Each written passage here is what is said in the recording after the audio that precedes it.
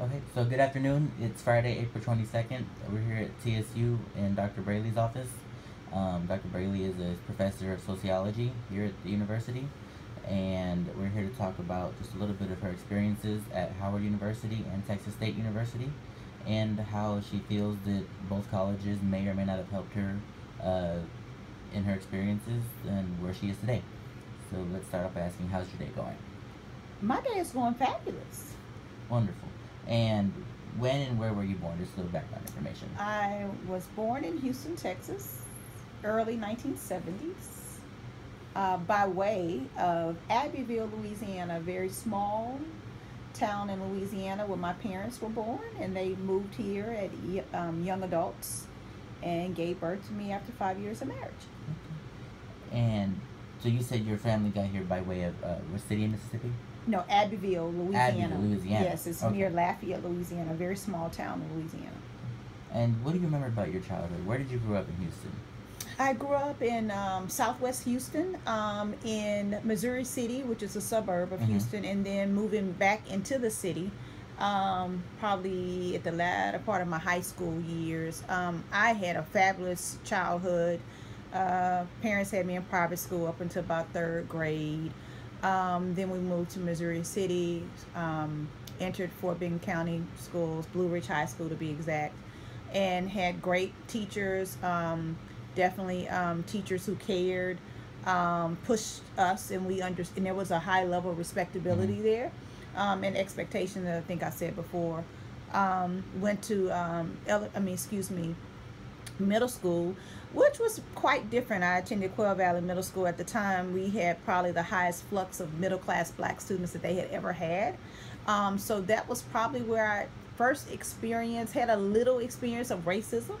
And it showed how, when you just don't know, you act upon a lot of things that you've learned from your parents, from peers, and the same students that had, did derogatory things related to race. But by the time we got to eighth grade, from sixth grade, we were all friends. And I mean that they were, hip hop was Mm-hmm. new and fresh, and they were hip hopping. And we really just, really had mutual respect. Well, not even just me, we were friends. We became friends. So, but a learning experience. Mm-hmm. And so that let me know as I got older and be able to articulate my experience that much of what is associated with derogatory language, discrimination, stereotypes, a lot of it really is taught.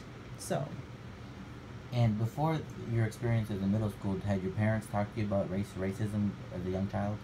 no, I don't ever remember. But I was always passionate. I remember in high school, which I had a wonderful high school experience as well. I remember really liking Jesse Jackson then. And he was running for president, I believe. Mm-hmm. And I remember saying that I wanted to be like Jesse Jackson. So I was always, although my parents didn't emphasize even racial pride, they did not emphasize it. But it wasn't one of those things that I just readily saw, but it was just always innately in me, so to Mm-hmm. speak. So I've just always been highly interested in black culture. And what you mentioned Jesse Jackson running for president, but what other notable moment in American history or Black American history that sticks out most in your early days? Still for me is civil rights, but I mean I can't deny even now that it meant a lot symbolically to be able to have our first black president. And at the time, I was proud to say that I was on that bandwagon before even a lot of other black people in my social space were on it. So that meant a lot to be a part of that experience.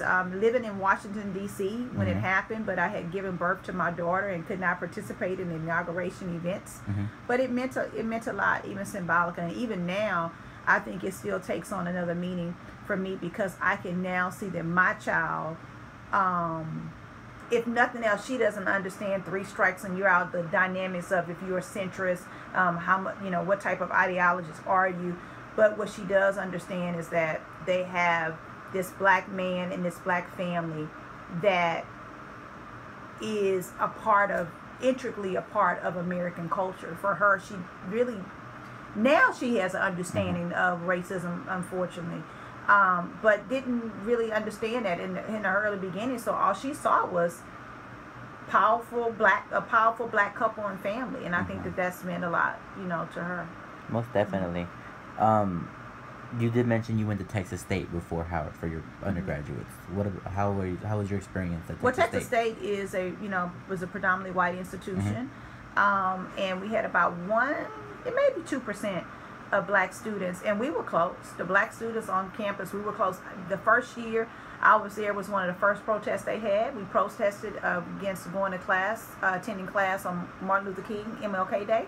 So instead we marched, and so from that year on, they gave us Martin Luther King Day off. And it seems like, but that was big for us as students. We had passion, we were committed to it, it meant a lot to us. And so it was like, this is what we're gonna do.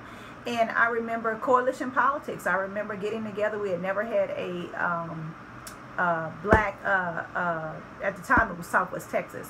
And so we developed a coalition where the black students worked with the Hispanic student organization, and we developed who we wanted to, or chose who we wanted to be our candidates that we were going to vote for across the board. So we did coalition politics, not even realize at the time that's what it was. So we learned a lot.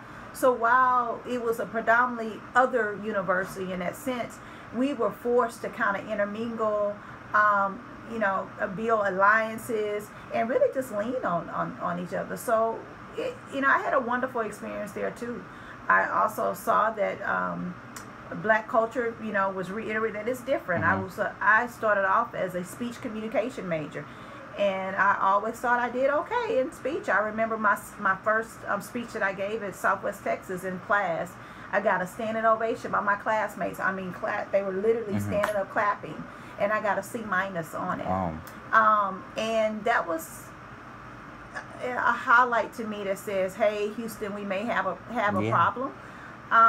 So there were some different dynamics that I experienced.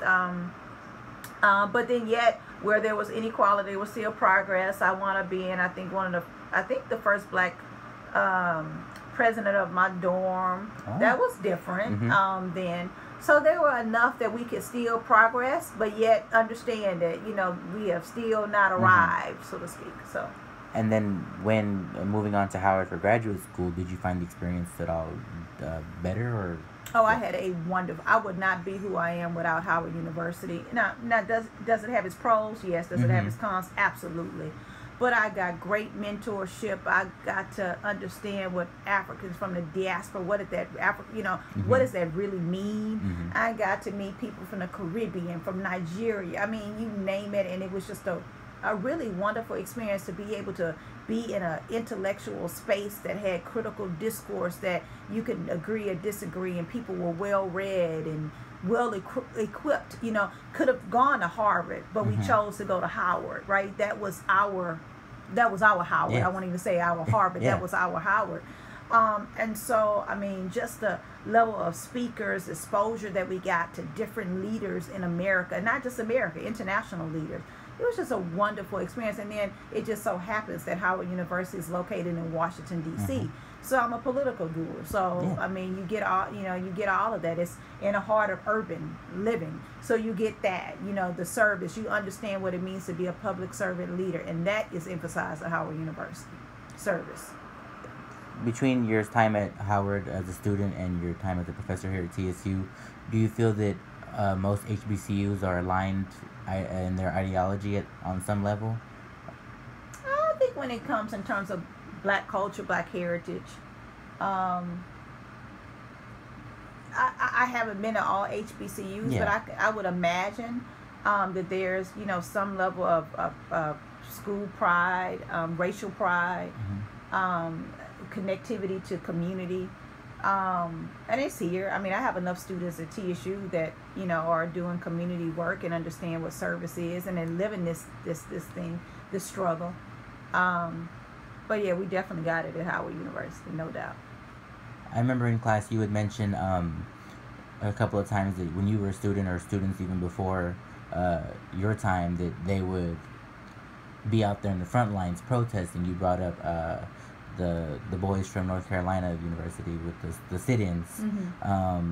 Do you still feel that more universities could do more, such as today? Well, Well, but you're talking from student to university. So it's the students. Those movements were student led though. So that's not top down. That's when you start talking about, bottom up. Go read about Ella Baker if you want to, even get a better sense of that. I'm sure students are active, but where there's oppression, there's resistance.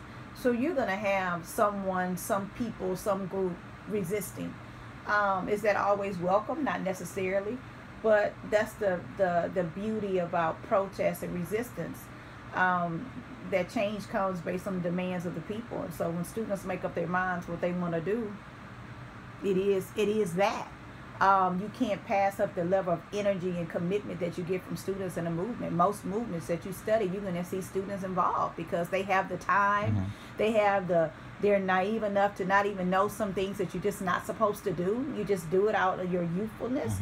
And so, at Howard University, it was definitely emphasized in terms of being a public servant, but also being, connected, consciously aware of inequality, and that doesn't mean that across the board everybody subscribe to that level of thinking, but I think it's also at Texas Southern University because again, once people become consciously alert about their condition, they develop a vision, and that vision, after being well studied, and you see something that looks like liberation, then you go start strategizing, and part of that strategy, those tools are formed. One is protest.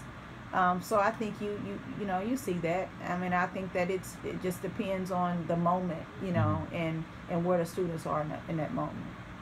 Any lasting thoughts or anything else you'd like to say? No, nothing other than I really no, I'll stop there. Okay. I think I'm exhausted today. All right, well, thank you so much for your time, and have a great evening. Okay.